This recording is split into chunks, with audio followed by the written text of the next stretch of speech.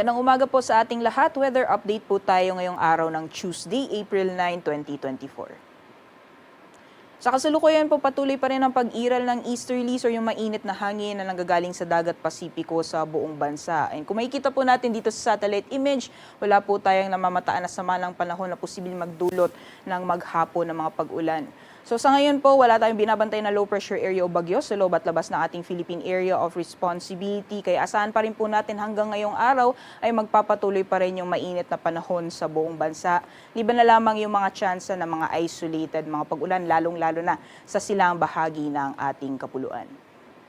Sa lagay po ng panahon ngayong araw dito sa Luzon, magpapatuloy pa rin yung mainit at malinsangang panahon sa mga piling syudad or particularly sa buong bansa. So asahan pa rin po natin may mga tsansa pa rin na mga isolated mga pag-ulan. Kadalasan po yan sa hapon o sa gabi. Lalong-lalo na dito po sa may areas na extreme northern Luzon, possible po mamayang hapon ay makakaranas po tayo ng maulan na panahon. Asahan din po natin magpapatuloy o mararanasan pa rin yung matataas na mga temperatura ngayong araw na posibleng umabot ng 37 degrees Celsius para sa Tugigaraw at 33 degrees Celsius maximum temperatures para naman sa Lawag. For Metro Manila, yung agwat po ng temperatura na mararanasan natin ngayong araw maglalaro mula 23 to 34 degrees Celsius and 32 degrees Celsius maximum temperatures naman ang mararanasan para sa Tagaytay at Legazpi City. For Baguio City, yung agwat po ng temperatura na mararanasan natin ngayong araw maglalaro mula 18 to 26 degrees Celsius.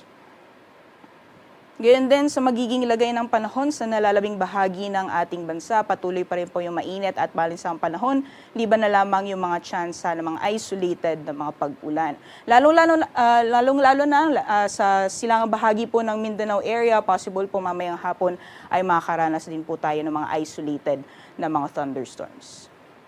Saan din po natin magpapatuloy yung mainit na mga temperatura na posibleng umabot ng 34 degrees Celsius maximum temperatures para sa Kalayaan Islands, Puerto Princesa at Davao City, samantalang 32 degrees Celsius maximum temperatures naman para sa Iloilo, Cebu, Tacloban, pati na rin sa Cagayan de Oro. For Zamboanga, mag-aabot pa rin po ng 33 degrees Celsius maximum temperatures yung mararanasan ngayong araw.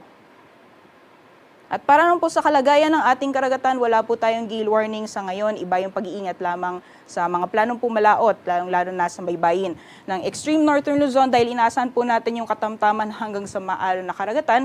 Meanwhile, magpapatuloy pa rin po yung banayad hanggang sa katamtaman ng mga pag-alon sa nalalabing bahagi ng ating bansa.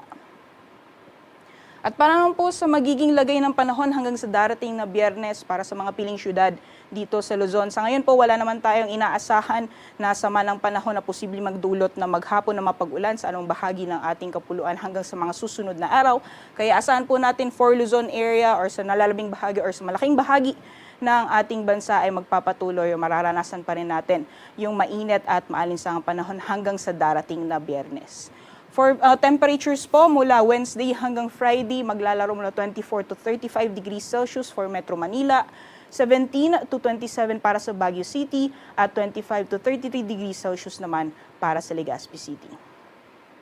Gayon din sa magiging lagay ng panahon sa mga piling syudad dito sa Visayas, patuloy pa rin po yung mainit na panahon at matataas na mga maximum temperatures na posibleng umabot ng 32 degrees Celsius dito sa Metro Cebu at Tacloban, samantalang for Iloilo, maglalaro mula 26 to 33 degrees Celsius.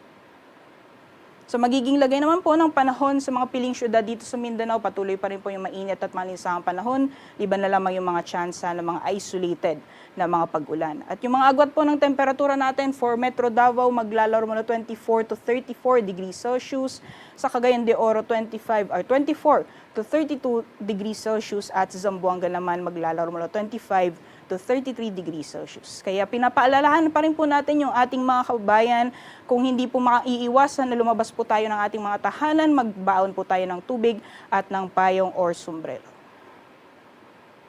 Ngayong umaga, si Haring Araw ay sisikat ng 5:46 AM at lulubog mamayang 6:09 PM.